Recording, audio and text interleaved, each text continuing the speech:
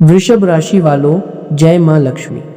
धन और सुख का असली आधार केवल भाग्य नहीं, बल्कि शुद्ध विचार, सच्ची मेहनत और जरूरतमंद के प्रति दया भी है। जो व्यक्ति अपने पास आए अवसर का सम्मान करता है और किसी का बुरा नहीं सोचता, उसके घर में बरकत का मार्ग बना रहता है। बेहोश होने वाले हो, ऐसी खुशखबरी लेकर आया हूं कि इसे सुनने के बाद आपका मन बार बार यही कहेगा कि क्या सच में अब मेरी जिंदगी का समय बदलने वाला है। नमस्कार दोस्तों, आप सभी का स्वागत है इस विशेष संदेश में। आज जो बातें आपके सामने रखी जा रही हैं, उन्हें केवल एक सामान्य बात समझकर आगे मत बढ़ जाना। कभी कभी जीवन में कुछ ऐसे पल आते हैं जब इंसान को अपने भीतर एक अलग ही हलचल महसूस होती है। बिना किसी बड़े कारण के मन बेचैन रहता है, रात को नींद पूरी नहीं होती, मन पुराने दिनों को याद करता है, भविष्य के बारे में सोचता है और भीतर से कोई आवाज़ कहती है कि अब बहुत हो चुका, अब कुछ बदलना चाहिए। अगर आप भी पिछले कुछ दिनों से ऐसा महसूस कर रहे हैं तो अपने मन को कमज़ोर मत समझिए। हो सकता है ये आपके भीतर जागती हुई नई उम्मीद हो, नया साहस हो और उस बदलाव की तैयारी हो जिसका आप बहुत समय से इंतज़ार कर रहे थे। दोस्तों, हर व्यक्ति के जीवन में एक ऐसा समय आता है जब उसे लगता है कि शायद उसके हिस्से में केवल संघर्ष ही लिखा है। सुबह से शाम तक मेहनत, घर की जिम्मेदारियां, पैसे की चिंता, रिश्तों की उलझन, शरीर की थकान और लोगों की बातें, सब कुछ एक साथ सिर पर आ जाता है। बाहर से आदमी मुस्कुराता है लेकिन भीतर से टूट रहा होता है। कोई अपनी माँ से अपनी परेशानी छिपाता है, कोई अपने बच्चों के सामने मजबूत बनता है, कोई अपने जीवन साथी को चिंता में नहीं डालना चाहता और कोई अपने दोस्तों से भी खुलकर नहीं कह पाता कि उसका मन कितना भारी है। आपने भी शायद कई बार ऐसा किया होगा। आपने अपने दर्द को हंसी में छिपाया होगा, आपने दूसरों को संभाला होगा जबकि आपको खुद किसी सहारे की ज़रूरत थी। आपने कई रातें भगवान को याद करते हुए काटी होंगी और मन में बस इतना कहा होगा कि हे प्रभु, मुझे ज़्यादा नहीं चाहिए, बस मेरे घर की चिंता कम कर दीजिए, मेरे अपनों को सुरक्षित रखिए और मेरी मेहनत को एक सही दिशा दे दीजिए। आज का यह संदेश उसी भावना को समझते हुए आपके सामने है। यह सिर्फ खुशखबरी सुनाने के लिए नहीं है, बल्कि आपको उस खुशखबरी के योग्य बनने की याद दिलाने के लिए है। क्योंकि जीवन में अवसर अचानक आ सकते हैं, लेकिन अवसर को संभालने के लिए मन का तैयार होना जरूरी होता है। बहुत बार व्यक्ति को काम मिलता है लेकिन वह समय पर कागज नहीं जुटा पाता। किसी को अच्छा प्रस्ताव मिलता है लेकिन वह डर के कारण हाँ नहीं कर पाता। किसी का पुराना पैसा वापस आने वाला होता है लेकिन वह गुस्से या अहंकार में बात बिगाड़ देता है। किसी रिश्ते को संभालने का मौका मिलता है लेकिन वह पुरानी शिकायतों में उलझा रहता है। इसलिए आने वाले समय में आपको केवल इंतजार नहीं करना है, खुद को तैयार भी करना है। आपके जीवन में कोई रुकी हुई बात फिर से चल सकती है। कोई काम जिसे आपने लगभग छोड़ दिया था, उसमें हलचल हो सकती है। कोई ऐसा व्यक्ति संपर्क कर सकता है जिससे आपको उम्मीद नहीं थी। कोई फ़ोन कॉल, कोई संदेश, कोई पुराने परिचित की बात, कोई छोटा काम, कोई भुगतान, कोई इंटरव्यू, कोई ग्राहक, कोई पारिवारिक चर्चा या कोई नया विचार आपके लिए महत्वपूर्ण साबित हो सकता है। शुरुआत हमेशा बड़ी आवाज़ के साथ नहीं होती। कई बार बदलाव एक छोटे से संदेश से शुरू होता है। कई बार कोई व्यक्ति कहता है कि एक बार बात करके देख लो, और वही बात आगे जाकर जीवन की दिशा बदल देती है। इसीलिए अगले कुछ दिनों में अपने फ़ोन, अपने ज़रूरी कागज़, अपने अधूरे काम और अपने संपर्कों को व्यवस्थित रखिए। आलस में कोई ज़रूरी संदेश अनदेखा मत कीजिए। किसी पुराने ईमेल, व्हाट्सएप मैसेज, बैंक संदेश, दस्तावेज या अधूरे आवेदन को दोबारा देखिए। जहां आपकी जिम्मेदारी है वहां अपनी तैयारी पूरी रखिए। दोस्तों, आप जिस बड़ी खुशखबरी की प्रतीक्षा कर रहे हैं वह केवल धन के रूप में ही नहीं आ सकती। हो सकता है आपके घर में शांति की खबर आए, हो सकता है किसी बीमार व्यक्ति की स्थिति बेहतर होने लगे, हो सकता है परिवार के दो लोगों के बीच चला आ रहा तनाव कम हो जाए, हो सकता है कोई ऐसा व्यक्ति जो आपसे नाराज बना रहा है आपके था वह बातचीत के लिए तैयार हो जाए। हो सकता है आपके बच्चे की पढ़ाई, नौकरी, विवाह, परीक्षा या भविष्य से जुड़ी कोई चिंता हल्की होने लगे। हो सकता है आपको अपने काम में सम्मान मिले। हो सकता है आपके नाम की चर्चा आपके अच्छे व्यवहार और मेहनत के कारण होने लगे। इसलिए खुशखबरी को केवल एक ही रूप में मत देखिए। कभी कभी जीवन पहले मन की शांति देता है, फिर सही लोगों का साथ देता है, फिर सही निर्णय की बुद्धि देता है और उसके बाद धन तथा सम्मान के रास्ते खोलता है।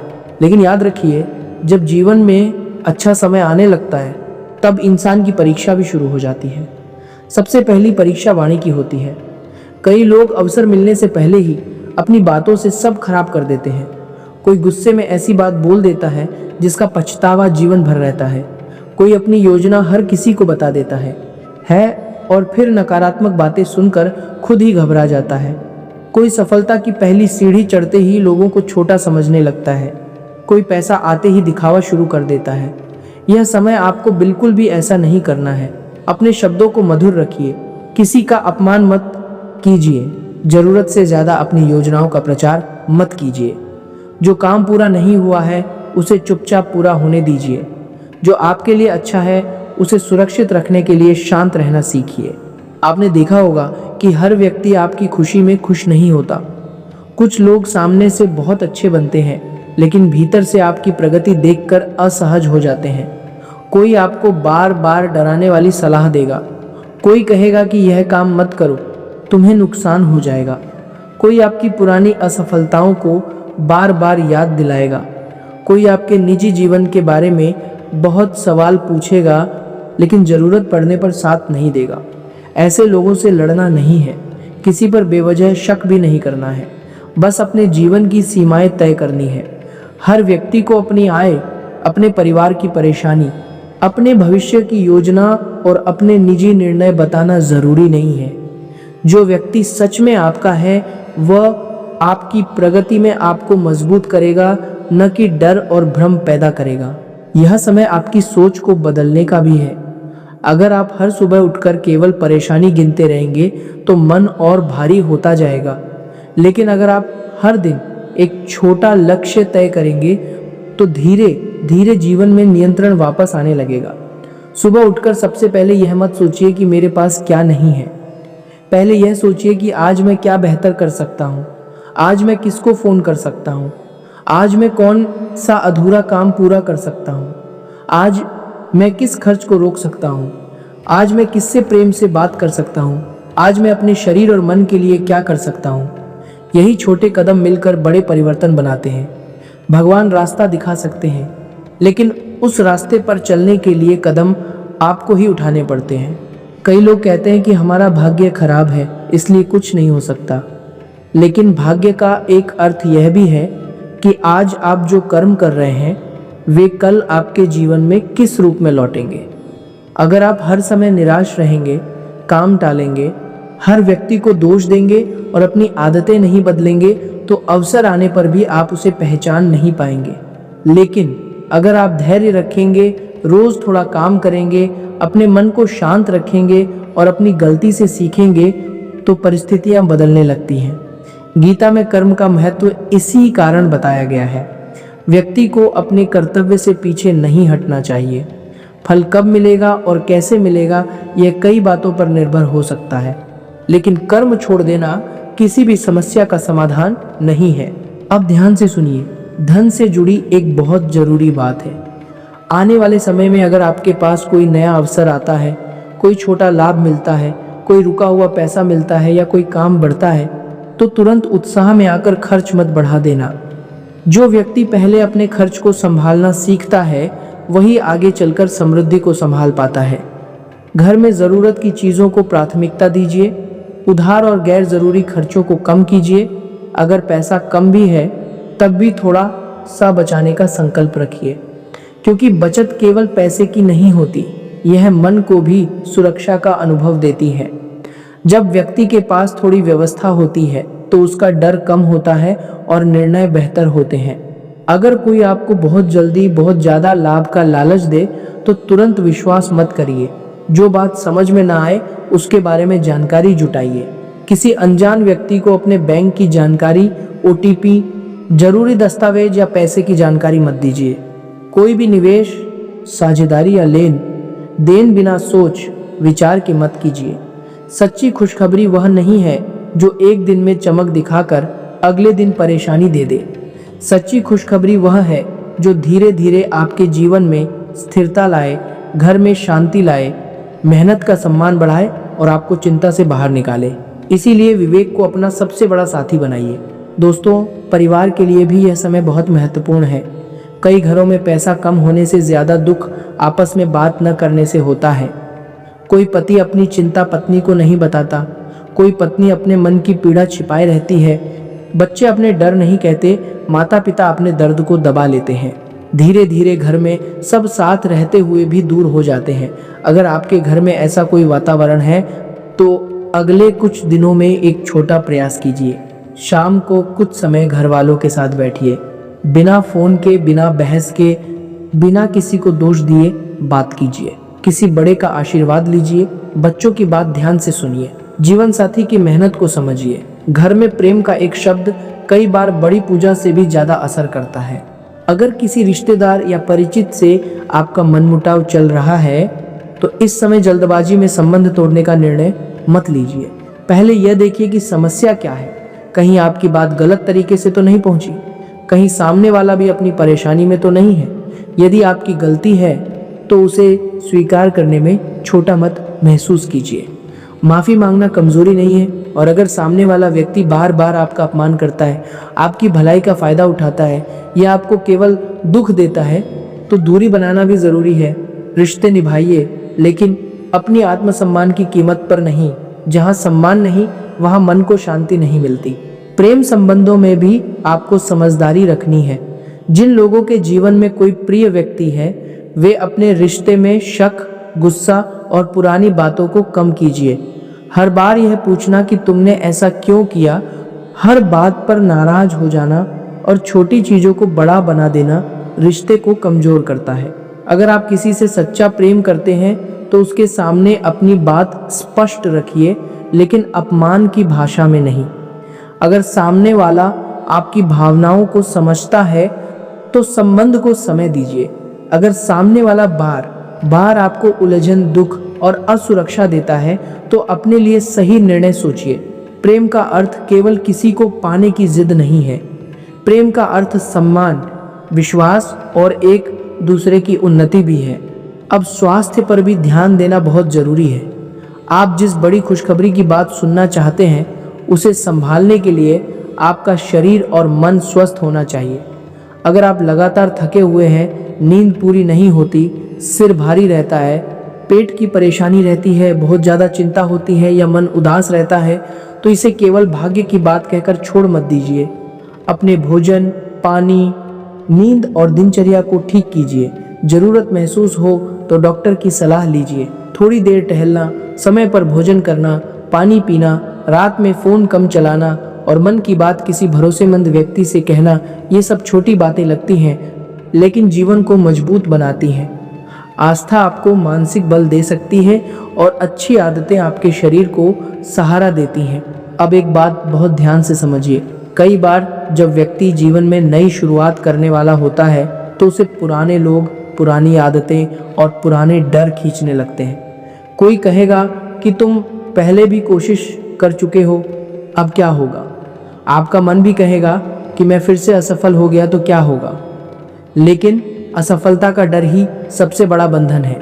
अगर बच्चा चलना सीखते समय गिरने के डर से बैठ जाए तो वह कभी चलना नहीं सीखेगा। उसी तरह आपको भी धीरे धीरे उठना है। एकदम बहुत बड़ा कदम नहीं लेना है, लेकिन रोज एक सही कदम लेना है। अगर नौकरी चाहिए तो आवेदन कीजिए, अगर काम बढ़ाना है तो एक ग्राहक से बात कीजिए, अगर पढ़ाई करनी है तो एक अध्याय शुरू कीजिए, अगर घर की स्थिति सुधारनी है तो खर्च लिखना शुरू कीजिए, अगर रिश्ता बचाना है तो एक सच्ची बातचीत कीजिए। महादेव की भक्ति में एक बहुत गहरा संदेश छिपा है। महादेव को भोलेनाथ कहा जाता है, लेकिन उनका भोला होना कमजोरी नहीं, निर्मलता है। वे क्रोध भी करते हैं तो धर्म के लिए करते हैं, मौन भी रहते हैं तो संसार की रक्षा के लिए रहते हैं। आपको भी अपने जीवन में यही संतुलन लाना है। हर जगह क्रोध नहीं, लेकिन जहाँ गलत हो वहाँ स्पष्टता। हर समय बोलना नहीं, लेकिन जहाँ ज़रूरी हो वहाँ सच्चाई। हर व्यक्ति को खुश करने की कोशिश नहीं, लेकिन अपने कर्मों को साफ रखना। अगर कोई आपका अपमान करे तो पहले खुद को संभालिए, तुरंत प्रतिक्रिया देने से बचिए। शांत होकर सही समय पर अपनी सीमा बताइए। कई बार मौन ही सबसे बड़ा उत्तर होता है। आज या कल सुबह एक सरल सा अभ्यास कीजिए। स्नान करने के बाद या जब भी आपको समय मिले किसी शांत स्थान पर बैठिए। अगर घर में पूजा स्थान है तो वहां दीपक जला सकते हैं। दीपक घी का हो या तेल का, आपकी भावना अधिक महत्वपूर्ण है।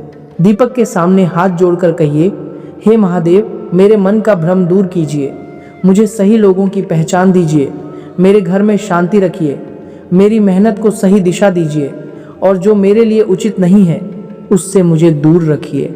फिर 2 मिनट बिना किसी मांग के शांत बैठिए। केवल अपनी सांस को महसूस कीजिए।